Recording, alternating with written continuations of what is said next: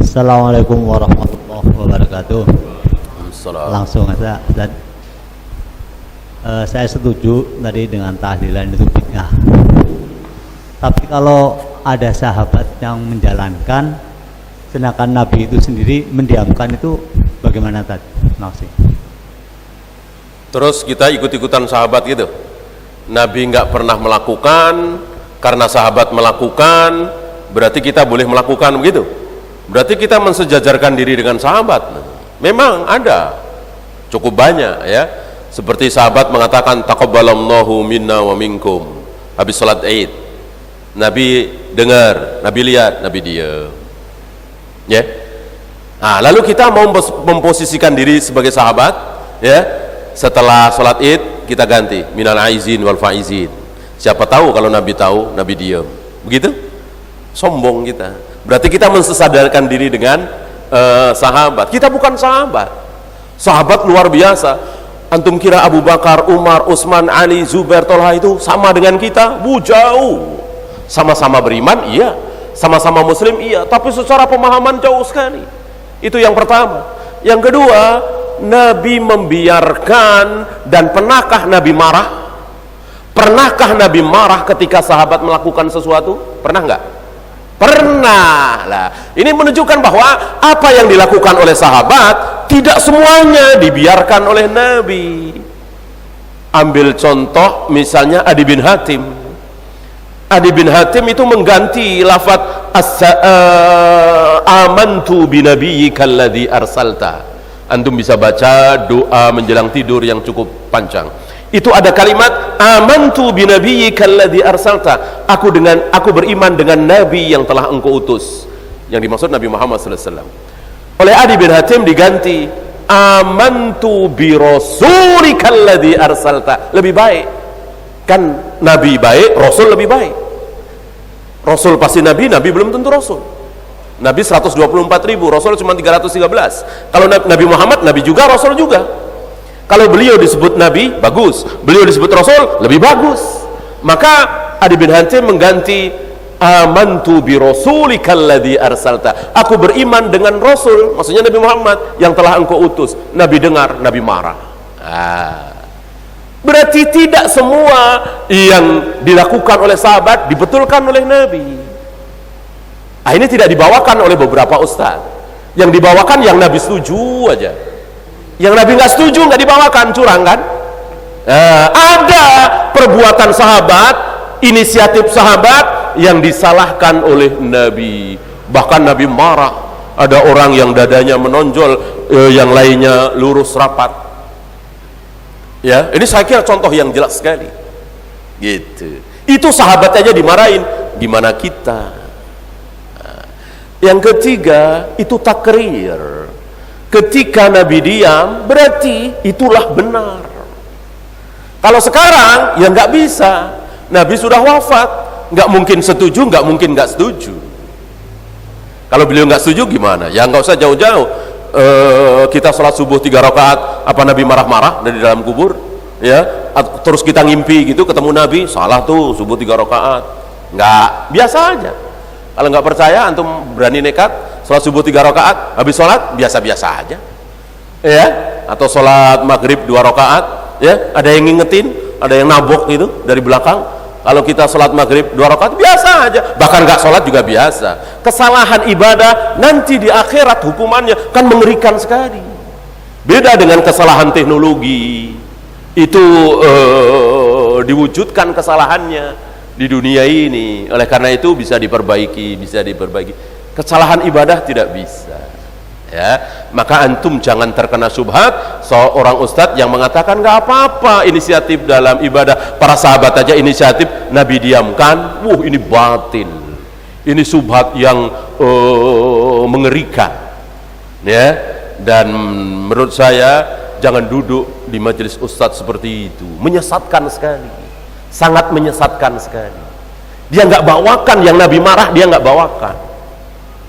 Gitu.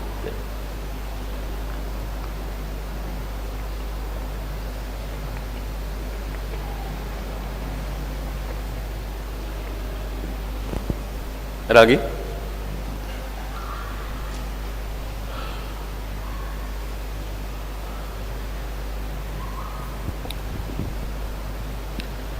Tidak ada? Lagi ya Tad, satu. Kali lagi Tad. Tad, ada saudara kayak bikin masjid, nyumbang pesantren, tapi terhadap saudara kandungnya sendiri itu kurang perhatikan, itu menyalahin sunnah atau gimana? Menyalahi. Karena yang harus dia nomor satukan adalah yang ada hubungan darah. Tentu yang paling besar adalah ibu, ayah, abang, adik. Ya tentu anak istri itu sudah kewajiban. Setelah itu dipenuhi semua, buat fakir, miskin, masjid, pesantren, gitu. Sangat disayangkan kalau untuk pesantren, untuk masjid dia berkorban sampai puluhan bahkan ratusan juta, dia biarkan adiknya miskin, ya rumah masih ngontrak, nggak punya kendaraan. Sangat disayangkan. Ya, akan lebih baik dia berikan ke adiknya, saudaranya, gitu. Sodakoh kepada fakir miskin adalah sodakoh, pahala sodakoh. Adapun sodakoh kepada karib kerabat ada 2 pahala. Apa? Sodakoh dan silaturahim. Dapat pahala sodakoh juga, pahala silaturahim juga. Ya. Wallahu a'lam.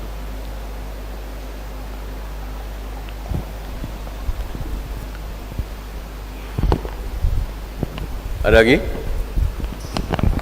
Tanya Ustaz, ada sebagian syubhat di kalangan para ikhwan bahwa demokrasi itu tidak haram karena tidak ada dalil mengharamkannya, juga karena urusan dunia, jadi tunggu larangan. Gimana untuk membantah syubhat ini Ustaz? Iya. Apakah ketika Islam tidak mengharamkan secara qat'i demokrasi haram, berarti halal? Lihat dulu demokrasi itu di dalamnya ada apa, gitu. Ya sama, apakah ada dalil ayat hadis mengatakan bahwa bank itu haram, asuransi itu haram, bursa efek itu haram? Nggak ada. Tapi lihat di dalamnya ada apa. Sama dengan demokrasi, bayangkan ada seorang alim soleh, berilmu, rajin sedekah, kemudian disamakan dengan pelacur. Ya, kira-kira antum terima nggak? Mestinya nggak terima kan? Nah, di mata demokrasi, seorang alim ulama yang soleh, yang bertakwa sama pelacur sama nggak? Jawab jujur. Di mata demokrasi sama. Kalau milih suaranya berapa? 1. Lihat, ini musibah apa lagi?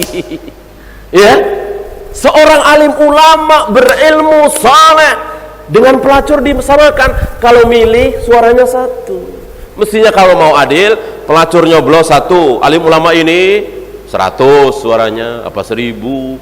Kan manusia itu lihat kapasitasnya.